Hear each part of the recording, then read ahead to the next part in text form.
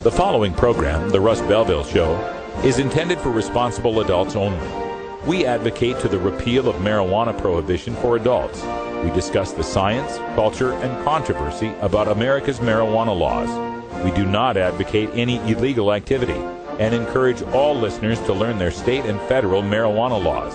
Opinions and claims made by guests and advertisers on The Russ Belville Show are their own, and The Russ Belville Show cannot be held legally responsible for their validity or reliability. Viewer discretion is advised. You take a seed, you plant it, you grow it, you dry it, you roll it, you smoke it.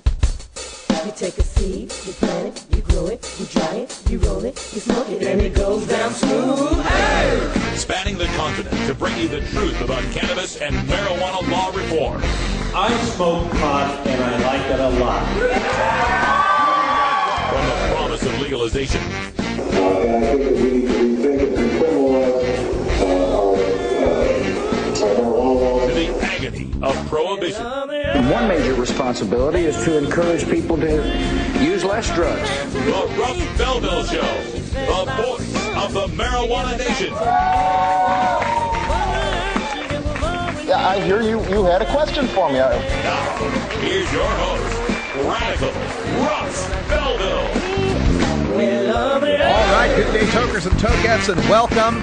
It is Thursday, March 21st, 2013, and it's got to be 420 somewhere in the world. Welcome to the show. So much to get to today. We can't waste a minute getting to it because we got a full studio today. I'll give you a look around here. You can see not only do we have Brian the Red here, but we have another Brian because two Brians are better than one. Yeah. Brian's here from the band Outpost. We'll be talking about some of your music in hour two. Plus, you're managing some other bands, right? Yeah, I'm actually managing a band called Acoustic Minds right now.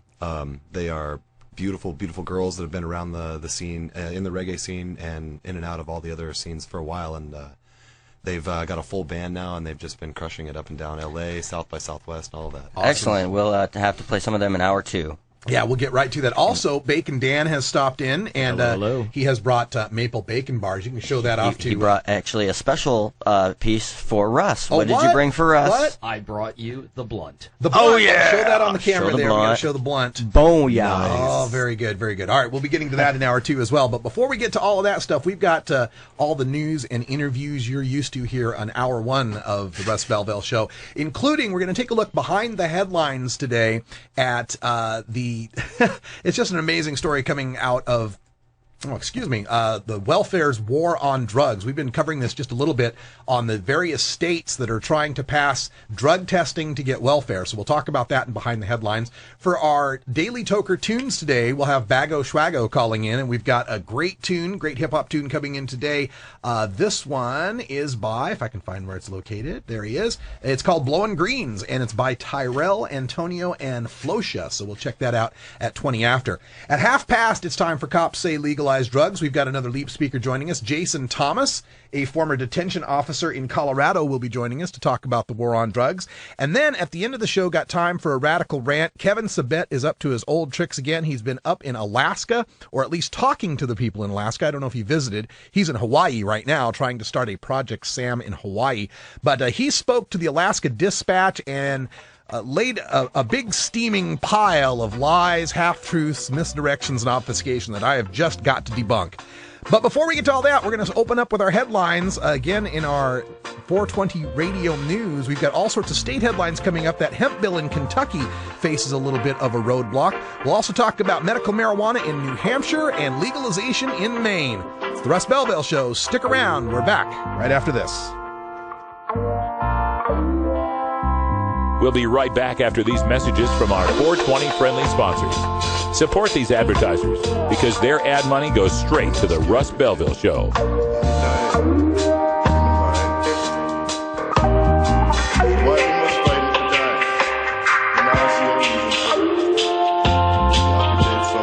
You're tuned into the Russ Belville Show, the voice of the marijuana nation. The law offices of Omar Figueroa would like to remind you to stand up for your rights. Please do not give up your precious liberties. There's nothing wrong with standing up for our constitutional rights, and in fact, it's the only way to honor the Constitution that recognizes our natural rights. Treat law enforcement with respect and respect the Constitution by standing up for your rights. If you are detained or arrested, stand up for your rights by repeating, I respectfully invoke all my legal and constitutional rights. I do not consent to any search and seizure. I want to remain silent, and I want to speak to my attorney, Omar Figueroa. Omar Figueroa has more than a decade of experience in federal and California courts and graduated from Yale University, Stanford Law School, and Trial Lawyers College. Please contact the law offices of Omar Figueroa at 415-489-0420 or 707-829-0215 or on the web at www.omarfigueroa.com.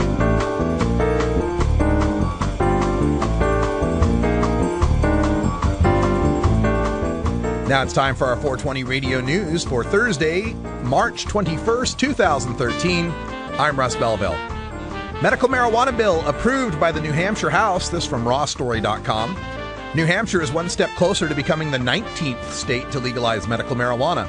On Wednesday, the State House voted 286 to 64 to approve legislation that would allow patients with chronic or terminal diseases to use medical marijuana if their doctors recommended it. The bill allows for state-licensed marijuana dispensaries to open and grants patients or caregivers the right to grow up to 3 cannabis plants. The bill now moves to the New Hampshire Senate, where similar legislation was approved in 2009 and 2012.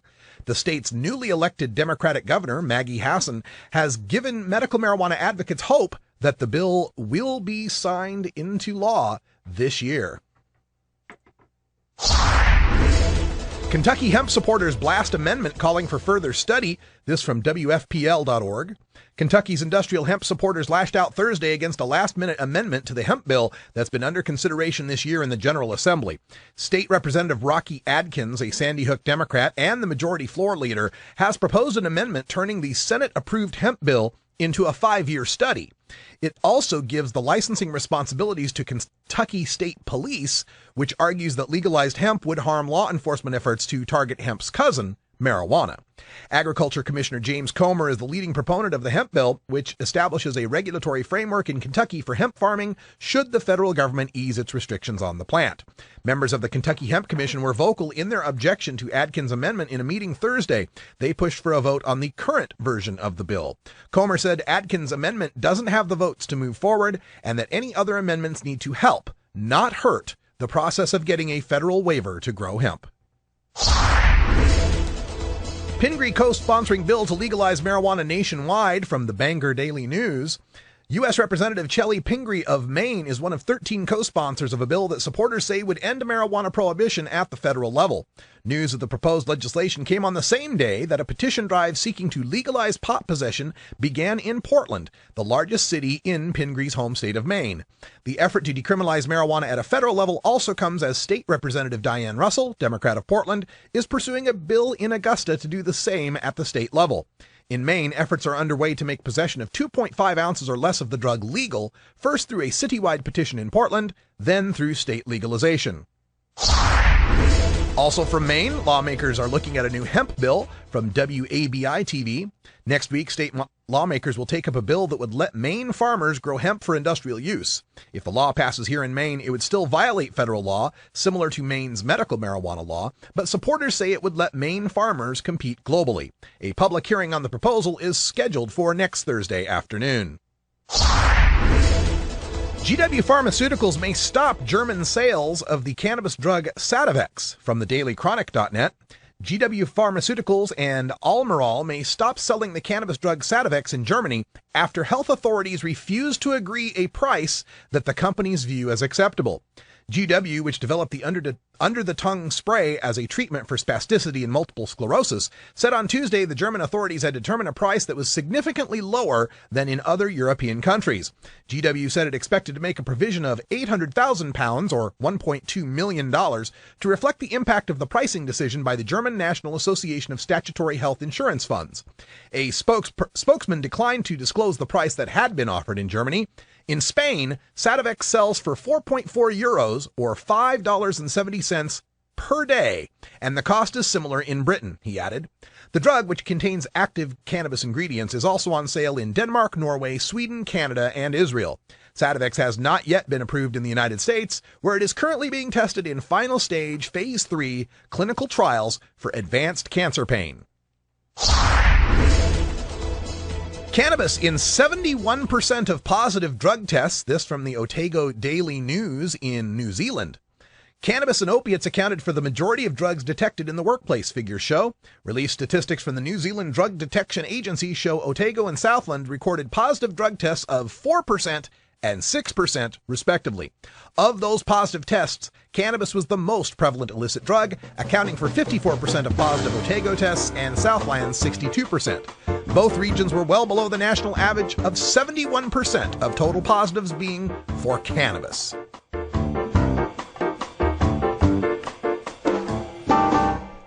That's your 420 Radio News for Thursday, March 21st, 2013. I'm Russ Belville. When we come back, we go behind the headlines and take a look at welfare's war on weed and the states that are pushing drug testing for welfare recipients. You're listening to 420radio.org. This is the Russ Belville Show.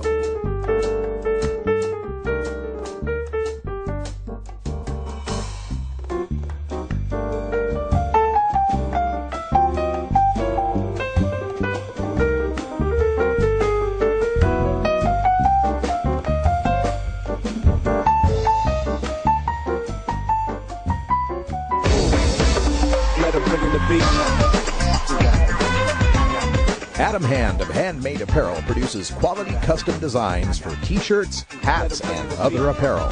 Handmade Apparel is the official design shop for 420 Radio, The Russ Belville Show, Ganja John, and Cascadia Concentrates, among many clients who rely on Adam Hand for everything from short-run custom projects to full-run clothing lines. Adam's meticulous designs are individually crafted and screened in vibrant, high-definition color. Visit handmadeapparel.biz to browse the selection of handmade gear or to get a personal quote for your own designs. Handmade Apparel, a proud supporter of 420radio.org. Let them bring in the beat.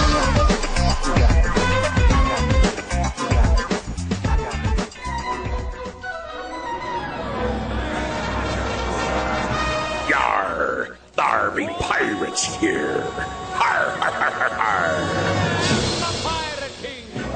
All right, welcome back. Time for us to go behind the headlines. And for today's news analysis segment, we're going to take a look at welfare's war on drugs and the fact that it always fails. Always fails. This is some reporting from inthesetimes.com. Just codifies some of the research that we've already put together on this show numerous times. First of all, the Indiana Senate Health Committee last week approved a bill that would mandate drug testing for welfare recipients. Those who test positive for drugs will be required to enter a treatment program at their own expense in order to continue receiving benefits. Because if you're poor enough to get on welfare, you've got the money for a rehab you don't need. That just doesn't make any sense to me. But the reason behind this, folks, is because back in the Clinton administration, 1996, Bill Clinton got a lot of pressure from the right wing about welfare. And, you know, this was back in the 90s, you know, it was all about Democrats going to give away money to the poor, just going to give away to, you know, freeloaders and the Cadillac queens and so on. And so with that pressure, he had this welfare to work programs that were, you know, a pretty decent program for a Republican. Yeah, I know he's a Democrat. It's a joke, folks. The act that he signed was called the Personal Responsibility and Work Opportunity Reconciliation Act of 1996. And what it does is it sets up a way for states to be able to deal with temporary assistance for needy families. And it provides a framework that allows the states to, quote, may require drug tests for welfare recipients and may penalize those who fail such tests, and implements a lifelong ban on TANF benefits for individuals convicted of a drug-related felony. Because, you know, if you were caught growing a pot plant, you shouldn't ever get food stamps ever again. You should just starve in the street because you grew a pot plant. You got a felony. Your kids are poor. Your kids are poor and they need some, you know, assistance. You can't afford groceries for the kids. Sorry, you grew a pot plant once in your life. So no more assistance for you. Yeah, Christian nation. Anyway, According to the National Conference of State Legislatures, at least 7 states, including Arizona, Florida, Georgia, Missouri, Oklahoma, Tennessee, and Utah, have already passed legislation regulating drug tests for applicants to public assistance programs. And as of March, they say at least 28 states have proposed legislation that would require welfare recipients to take a drug test. Now, the way this is sold, this is often sold in a frame from a conservative standpoint, but it's one that I think even people on a progressive side might bite on. And that is this idea that, well, if they're not working, and we're working so hard to make this money to give to them as welfare, by God, they shouldn't be spending it on drugs. By God, they should be out there getting work and feeding their kids, and they shouldn't be spending it on drugs. Of course, we don't stop them from spending it on alcohol, tobacco, but nevertheless, we shouldn't be allowing these welfare bums to be using their money for drugs. And that's kind of an interesting sentiment, right? You know, that once someone is poor and you're going to give them charity, you then have the right to control their behavior. You know, kind of an indentured servitude, if you will. But laying that aside for a moment, let's just put the moral stuff to the side for a moment and take a look at the actual effectiveness. If the real idea behind this welfare drug testing stuff is to make sure that we're not having a bunch of drug addicts soaking up the public dole and spending on drugs, and we're doing so in order to help our state save money, let's see how if it's really worked. In Arizona, they had this program where they wanted to drug test people for their welfare their welfare assistance, and they were going to reimburse them $30 if the test comes back negative, right? Because remember, the welfare recipient has to pay for this test out of their own pocket to get welfare, because they're poor and they can afford to do such things. So they spend their $30 to get to pay for their drug test, and then they get that reimbursed back to them on their first check if they turn out negative. Well, sure enough, most people turn out negative and they have to pay back that $30. Of the roughly 87,000 people tested in Arizona from 2009 to 2012, do you hazard a guess as to how many of them came back positive? One positive out of 87,000 people who applied for welfare benefits. You got one positive. Now, a lot of people will say, well, hold on, Russ, you can't really measure that, because how many of those people who would have gotten welfare didn't apply for it because there was a drug test, right? We might have saved some money that way. Well, they took a look at that as well. The Arizona's Department of Economic Security originally projected a $1.7 million savings per year, $1.7 million a year that we would save in cash assistance by not giving welfare to the drug addicts, right? The people that fail the drug test, right? Projected $1.7 million. But by 2012, the state had saved $560. That's the $560 they saved on the one guy who failed the drug test. Now, you also want to figure in the 1,600 people who refused to turn in the drug test, right? There's your savings of the people who didn't take the drug test because, we wouldn't give them welfare. Even if you figure that in, it's $200,000. So we've saved around $200,560. In the meantime, shelling out $200 million in welfare benefits. So there's no savings to be found there. And this is not an isolated case, people. You look at the case of Florida. They had a drug test law in place for 4 months, and then it was struck down by a federal judge. And the reason why is because, even though people are poor, they still have a Fourth Amendment right. You still have to have a reasonable suspicion, a reasonable cause a probable cause to search their bodies, to take their fluids. And just being poor isn't reasonable suspicion that you're committing a crime. But nevertheless, we do have 4 months worth of data. And in that 4 months, the state of Florida tested about 4,000 temporary assistance for needy family applicants. Of those 4,000, 108 turned positive. That's a 2.6% positive rate. And roughly 2,000 applicants who failed to take the test at all. Florida spent $118,000 reimbursing those who tested negative, a net loss of $46,000, and more than would have been paid out in benefits to those who had failed the test in the first place. So, yeah, sure, you might want to punish people or try to have some sort of moral game to determine whether or not they deserve to get their welfare, but what cost do you want to spend on that? It's costing more to deliver that moral message, don't do drugs or you don't get your welfare, than it would be if we just gave them the welfare in the first place. And of course, folks, don't forget that all of this stuff predicates on the fact that they're getting busted for marijuana, the drug that tests positive. As we saw in that New Zealand story, 70% of the drug tests that are positive are for pot. Are we really worried about people on welfare on pot? Meth, coke, and heroin, maybe. Pot, not a big deal.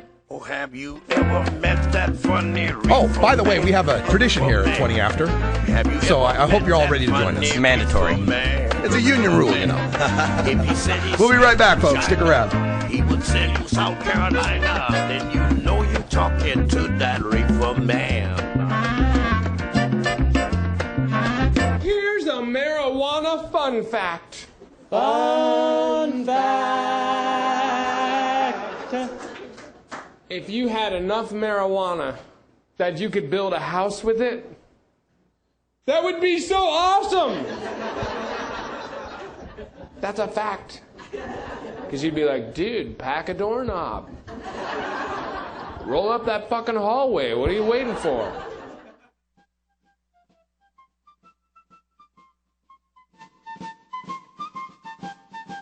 I have the freedom to think however I want. This is the United States of America, and I think I'll let Terry do the thinking for me.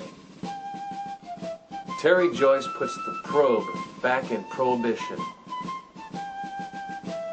Terry Joyce knows more about conspiracy theories than anyone in the United States of America, and that's because she makes up most of them. Terry Joyce can host a show like no one's ever seen, but that's only because no one's ever seen her host a show before. That's why I'm asking you to watch the Hollywood Hempress Hour with Terry Joyce. And you can trust me because I'm a warlock. Which is honor.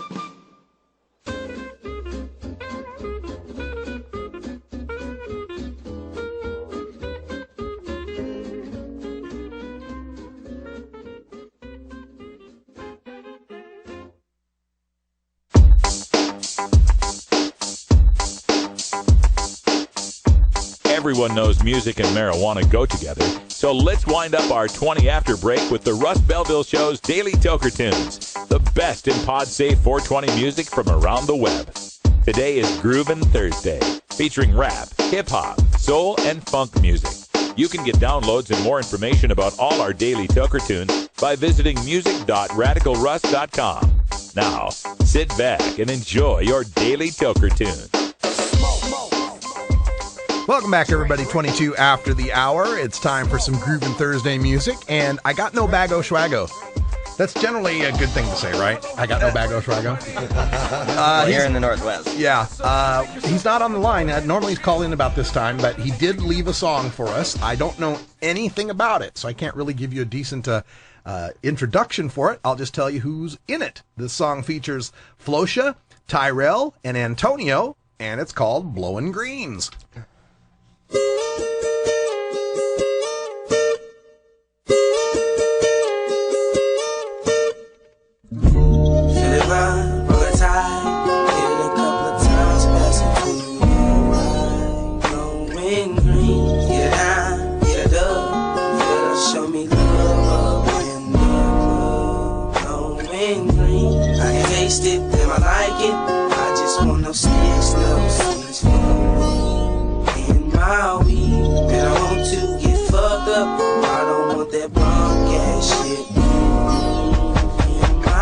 First off, let me get a hit of that. Women niggas with the biggest sack. Where's that? Gonna roll the blunts. My homie get fucked up in the back of the club where they play dope cuts. Can I handle the vibe? Really, I'm keeping the time. 4 or 5, got it blazing in the middle with the knives. That he ripping the flow. Let them see this some more. That's the Psycho T.Y. And it's on again, doing the song again. With the hit so blazing. You can taste that bomb shit, can't you, man? I know you can. Tastes so amazing. My mind ain't changing, I'm on the grind. And I'm plenty people raw, that's all the time. Don't look at me with them lonely eyes, cause you know you mine. You mine. Feel it run, roll it tight. Hit it a couple of times, passing through the right. Going green, get it high, get it up. Feel it, show me love up in the club. Going green, I ain't taste it, damn I like it. I just want no sticks, no seeds for me. In my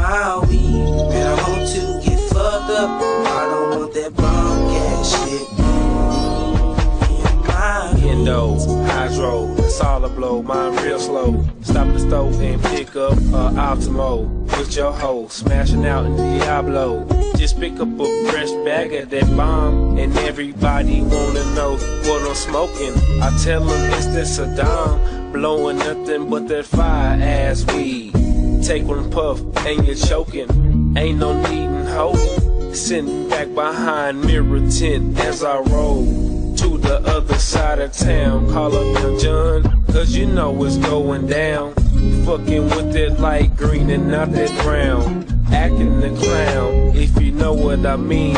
Cause we blowing green, cause we blowing green. Feel it run, roll it tight. Hit it a couple of times, pass it through the right. Blowing green, get it high, get it up.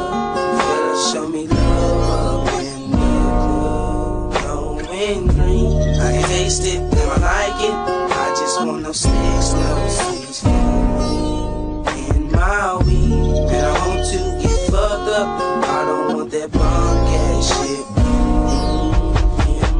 Water done tame, so damn high, I can't maintain. Hit me green, switching lane. Water bitches on my lap, blowing out my fucking brain. They call me T-Rock in this game, cause everything is everything. Smoking on the Mary Jane, hiding in the fucking plane. When I blow, I go insane. I'm not crazy, I just wanna get high. Gotta smoke that up till I die, till I die. You can ask the question, is it really the kick? Yes, it's the murder I feel. Feel it run, roll it tight. Hit it a couple of times, pass it through the right. Blowing green, get it down, get it up. Feel it, show me love up in the club. Blowing green, I can taste it, and I like it.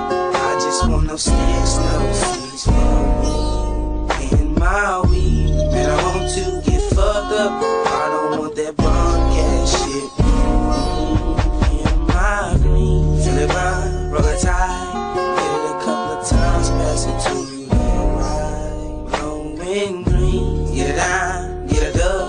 Feel it, show me love up in the club. Blowing green, I can taste it, damn I like it.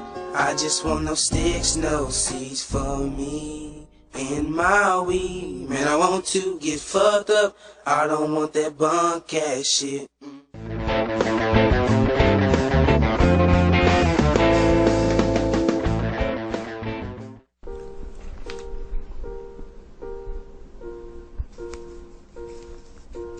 Marijuana is harmless.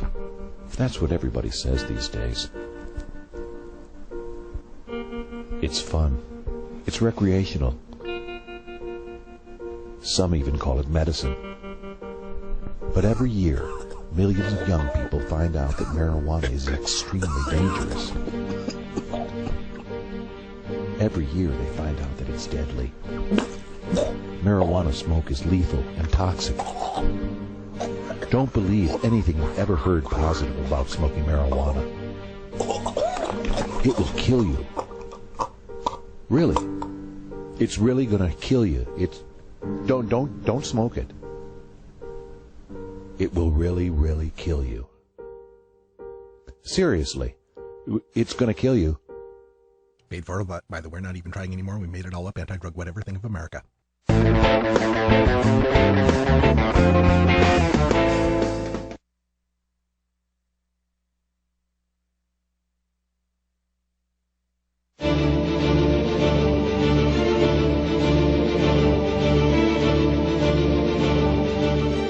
There was one question that was voted on that ranked fairly high, and that was whether legalizing marijuana would improve the economy and job creation.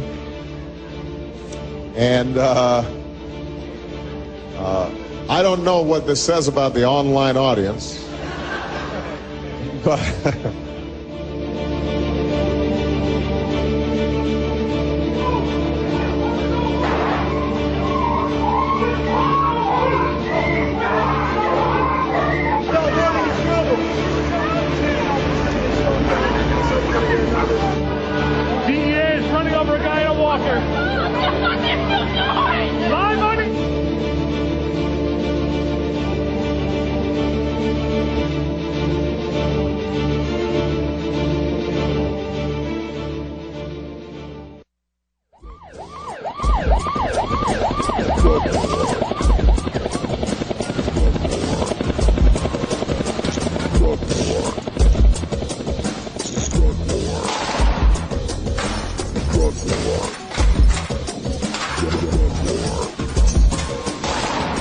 One of the most disturbing elements of the Prohibition War is how it's made police the enemy of otherwise law-abiding cannabis consumers.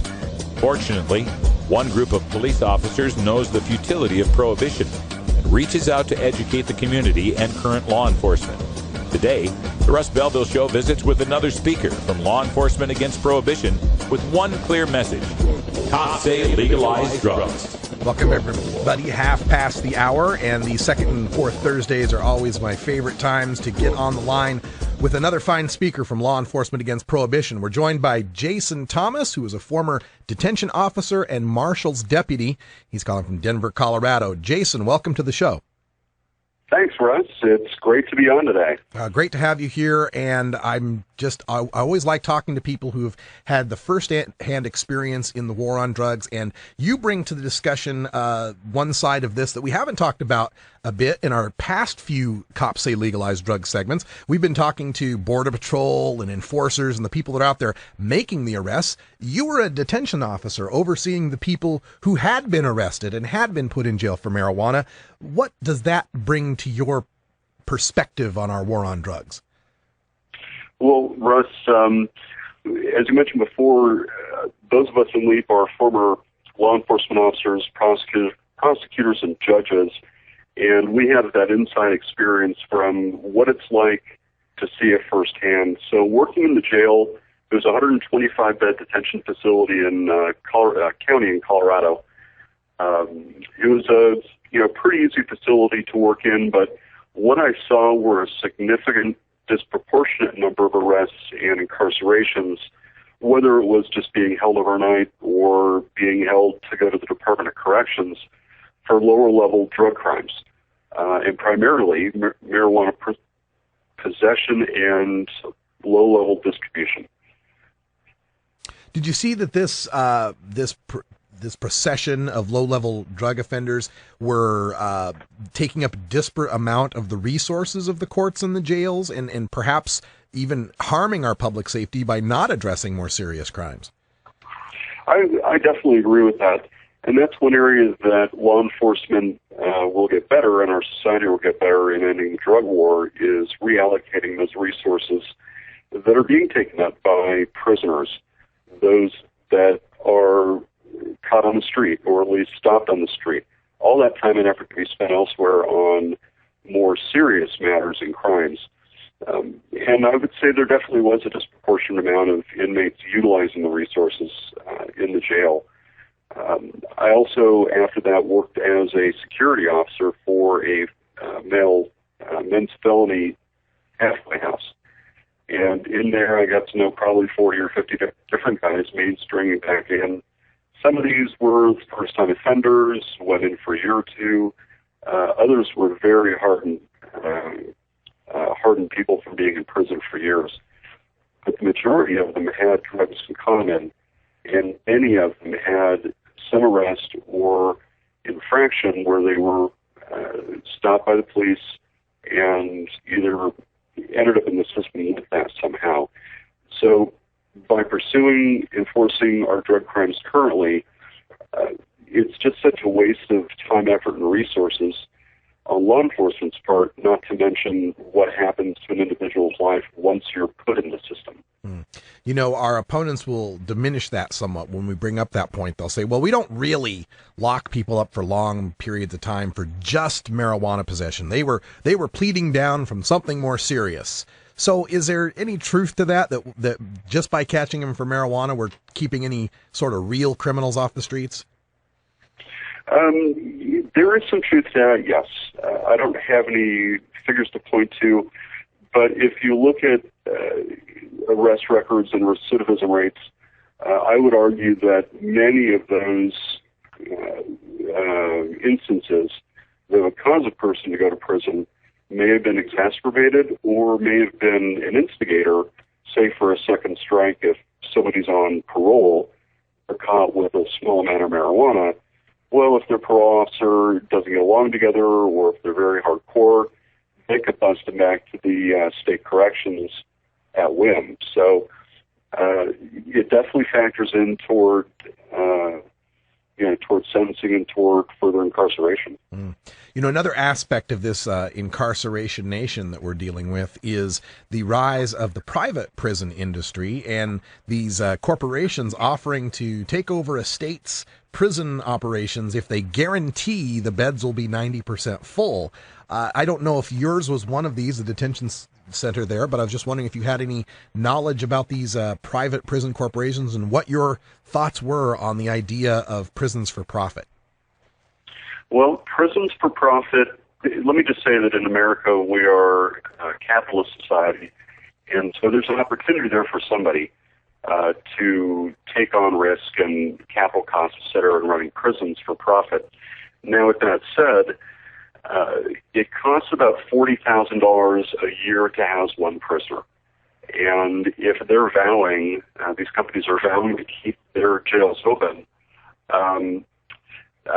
then there's something going on that, they're benefiting greatly for what the laws currently uphold. Right, and it would seem to me that it would be impossible to keep these beds 90% full without marijuana prohibition. Would you agree? Absolutely. Yeah, kind of the grist for the mill. All right, we're speaking with Jason Thomas. He's a former detention officer and marshal's deputy, speaker for Law Enforcement Against Prohibition.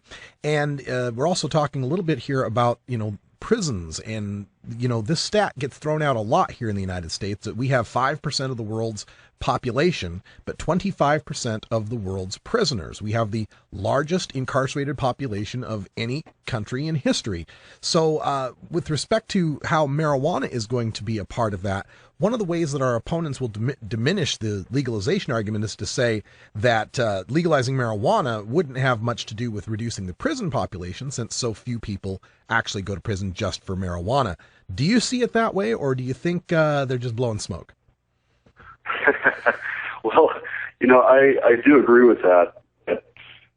That's a significant point in our looking at fighting against the drug laws and the drug war. All right, and so with these, so what you're saying is you agree that it's not going to do much as reducing the prison population if we legalize marijuana, or disagree? Well, I'm sorry. I disagree that it will. Prisons are going to stay full. That's the bottom line. So if you take out a set of laws that unjustly incarcerate people in filled prisons, I can tell you that law enforcement officers, judges aren't going to sit around and say, okay, well, there's nothing else to do. There is an immense amount of violent crime that happens out there that, even if you take out marijuana, it will have some impact. But there is enough happening that we have plenty and even too many prisons. That's an interesting thing to consider. That so basically, you're saying here, even with marijuana legalization, we would still have the world's largest prison population.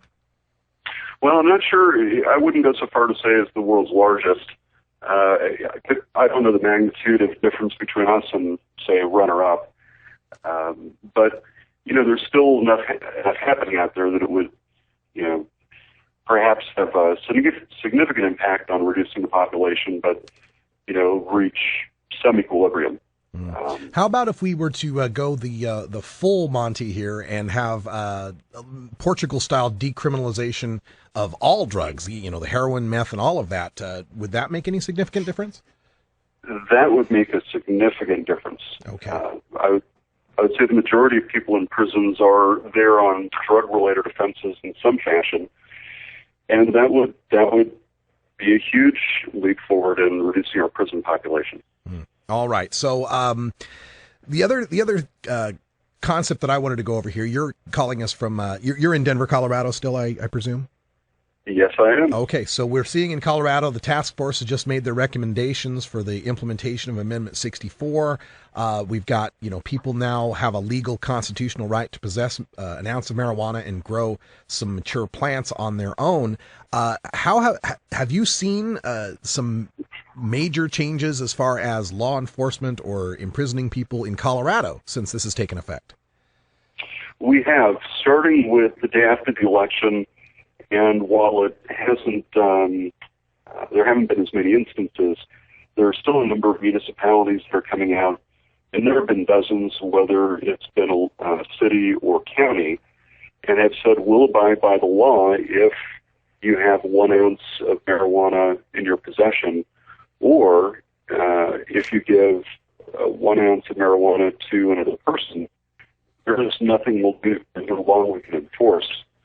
So that's made a difference in those that are being incarcerated at the local level, since November.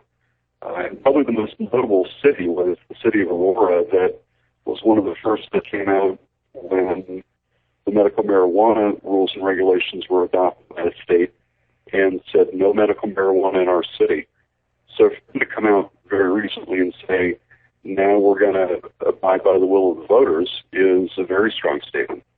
But there have been other municipalities from, all quarters of the state that have said, we're going to uphold this law and not, the counteractive drug laws that have been on the books.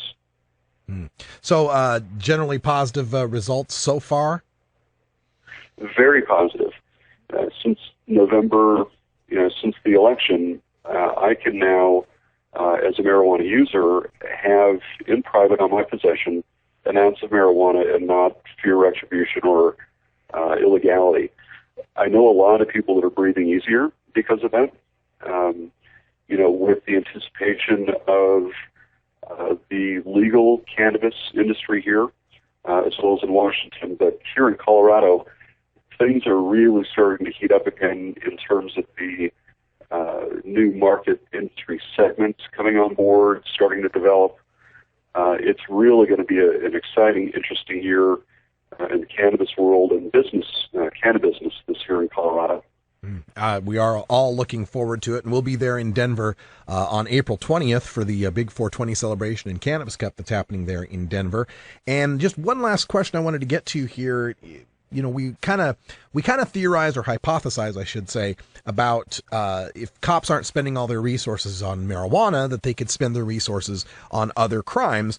It's probably too soon to have any official stats on this, but are we seeing an increase in, say, more traffic tickets, more prosecution of burglaries, or any other prosecutions of real crime now that they're not going after people with an ounce? Well, I don't believe we have, because the amount of people in proportion to those that are being caught by police, if you will, for other crimes. But those that are arrested for personal distribution or personal possession or immediate distribution to another individual, we don't hear a lot about the stat, but it's really the bigger busts and the more in-depth issues that, why police officers go in and hassle somebody. I wouldn't say it's made a big difference, but then again, I haven't had that experience. All right. Well, Jason Thomas with Law Enforcement Against Prohibition, I want to thank you for joining us here on the show and giving us a look at the incarceration side of this equation. We appreciate your perspective. Thanks, Russ. I appreciate being on. All right, folks, stick around. We're going to come back and have a little time for a radical rant. Kevin Sabet's up to his old tricks again. Get me out my debunking stick. We'll be right back after these messages from our 420 friendly sponsors. Support these advertisers because their ad money goes straight to the Russ Belville Show.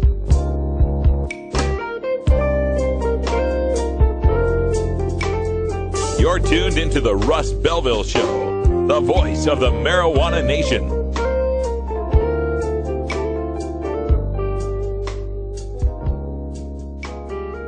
NORMAL stands for Responsible Adult Cannabis Use. If cannabis use is causing problems in your life, consider taking a break or seeking medical assistance. Consider ceasing cannabis use if you have a family history of mental illness.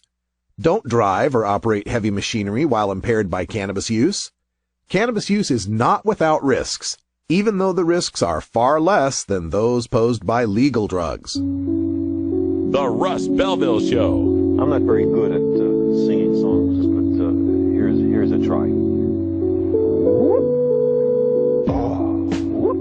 According to lifelong pot smoker and rocket scientist Carl Sagan, Making apple pies from scratch is extremely difficult. If you wish to make an apple pie from scratch,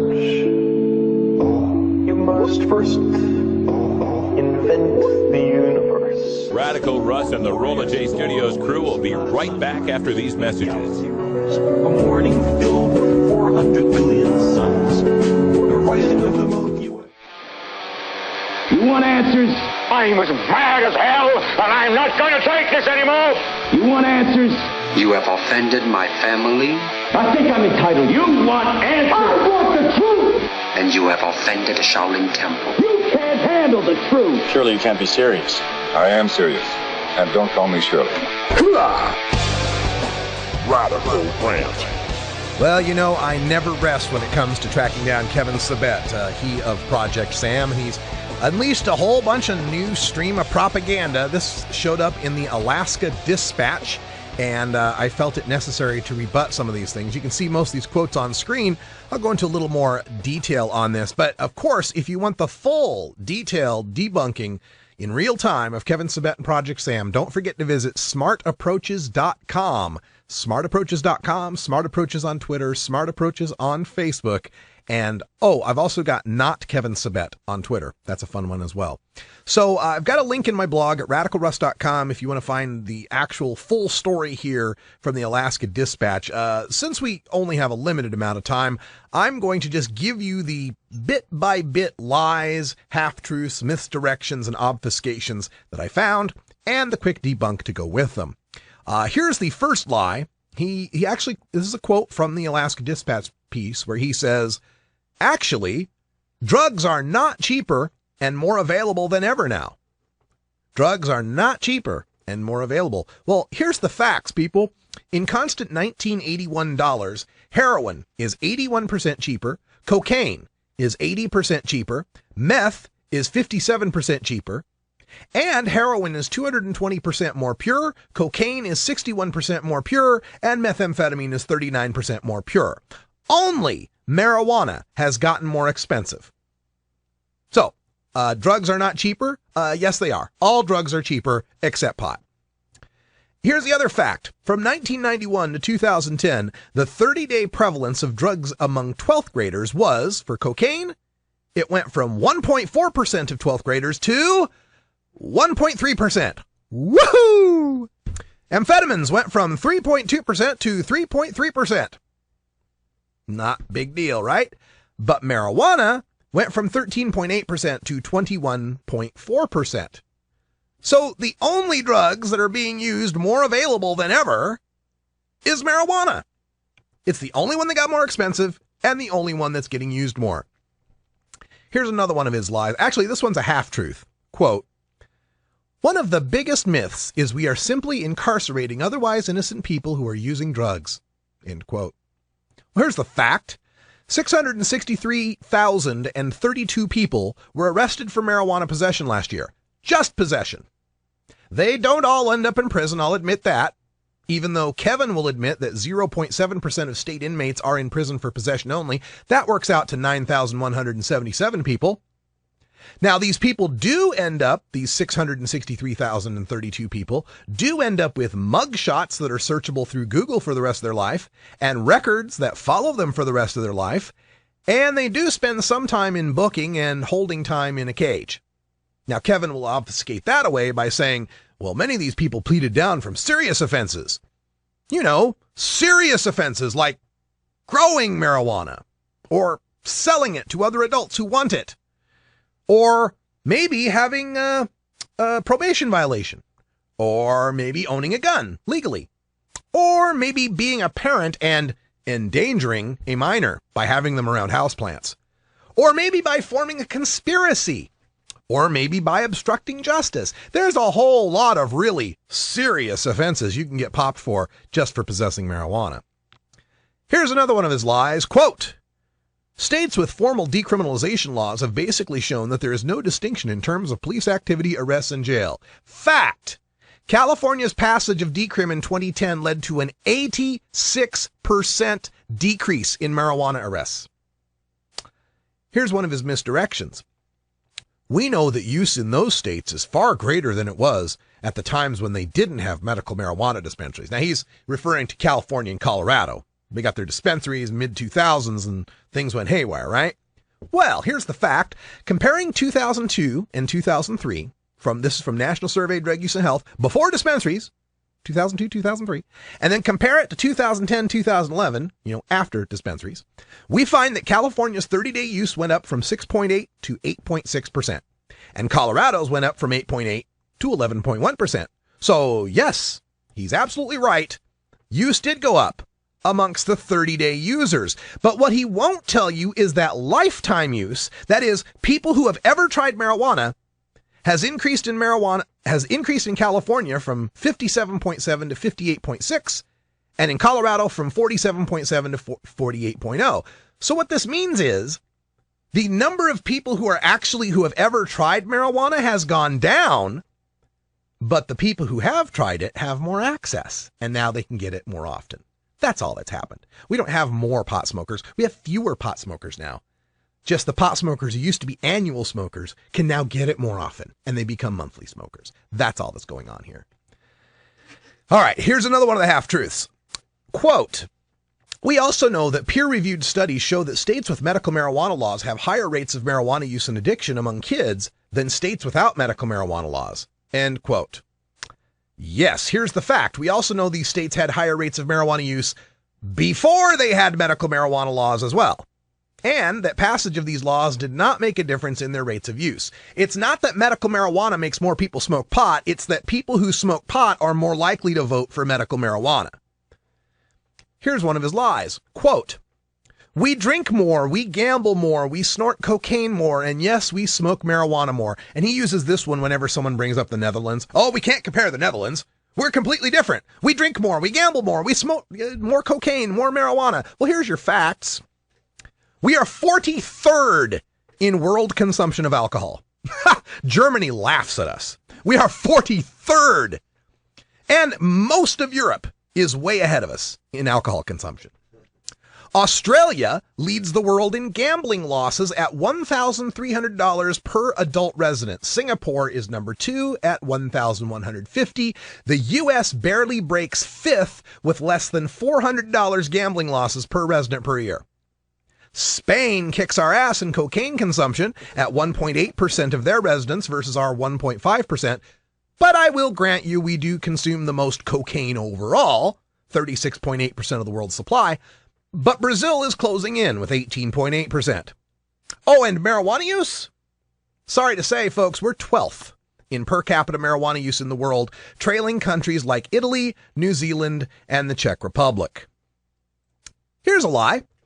Quote, there were always far few users in the Netherlands than in the U.S. in terms of kids. Now they've caught up to us. End quote. Fact. According to the Netherlands National Drug Monitor, quote, the percentage of current cannabis users among mainstream secondary school students aged 12 to 18 declined gradually between 1996 and 2003 and remained stable from 2007 to 2011. In 2011, 8% of this group were current cannabis users, end quote.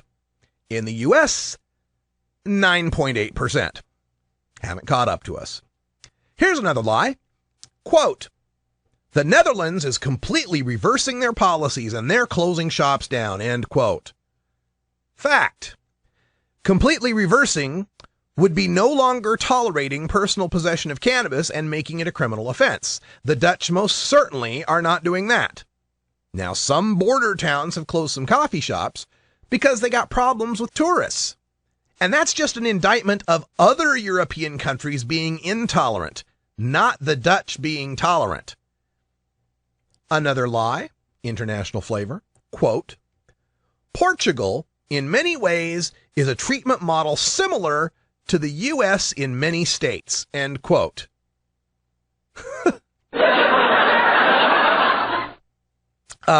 Fact. In Portugal, possession of 10 days personal supply of any drug is not a crime. Name one U.S. state where that is the case, where you can have 10 days supply of meth and you don't get arrested.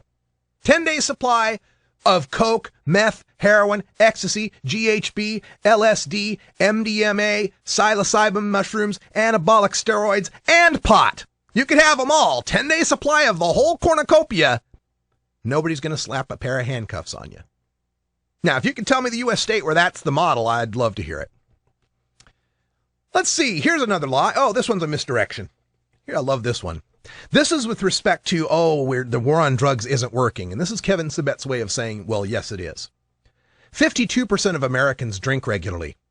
Even with every single anti-smoking campaign you could ever conjure up, 27% of Americans still smoke cigarettes.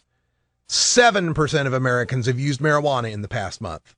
See, the idea here is, those drugs are legal and lots of people use those. And this one's illegal and so few people use those. It's like comparing apples and oranges. 2 legal drugs with an illegal one. 2 drugs that are highly addictive with 1 drug that is not. 2 drugs that are incredibly toxic with 1 drug that is not. Here's some facts for you. First of all, if you want a comparison as to what's going to work or what's not going to work, you wouldn't compare legal alcohol to illegal marijuana. You'd compare legal alcohol to illegal alcohol to see what's working. And we all know how well that last experiment turned out. Second of all, this drink responsibly and these anti-smoking truth campaigns we've had over the years have lowered the drinking stat from 60% who used to drink. Back when I was in high school, 60% of people drank. Now it's 52%. Back when I was in high school, 37% of people smoked tobacco. Now it's 27%. So, did we make those illegal? Did we arrest anyone? Did we force people to have to go to rehab? No. And yet they went down. 2 legal drugs, and their use went down. And for the use of marijuana, when I was in high school, 14% of U.S. adults were using marijuana. Now it's down to 7%. We've cut it in half, but it's illegal. So let's see. Drinking and smoking went down, and they're legal. Marijuana went down, and it's illegal. So what? It tells us nothing. If we actually had legal marijuana, we could have public service campaigns. We could have educational campaigns. We could card kids, and the use might go down. And third, here's the biggest thing. This assumes that marijuana use going up is a bad thing. Hey, if people are trading pot for beer, people are trading pot for OxyContin, if they're using marijuana instead of more harmful drugs, wouldn't this be an overall good thing? Here's another one I like. This is one of my favorites. I love this line. Alcohol and marijuana, in fact, are usually used together. Visit any underutilized bar at a cannabis cup to disprove this one. And I love this one. Alcohol has a long history of widespread accepted use in our culture, and widespread marijuana use does not have that. Oh, so you're admitting that widespread cultural acceptance of a drug is all that's necessary for us to ignore all of its harms. So when we do have widespread cultural acceptance of marijuana, then it'll be okay. So how widespread does it gotta be? We already have more tokers than Texans in this country. There are more people that smoke pot this year than the population of Texas. Is that enough culture? How about 40 years since the 1960s of an active cannabis culture? Or should we go back to the 1920s with Cab Calloway in the culture? Or should we go back to the 1840s with Dr. O'Shaughnessy in medical culture? Or should we go back to 1611 and the first hemp plantations on this continent 402 years ago? Is that enough culture? Oh, I got all ranty. Hey, we're gonna take hour 2 here. All sorts of fun. Brian's here from Outpost. We're gonna talk music, play some acoustic grooves, and have some fun. For Brian the Red, Brian from Outpost, Bacon Dan, 2 folks I don't remember, and myself. I'm Radical Russ. Till next time, take care of each other, tokers.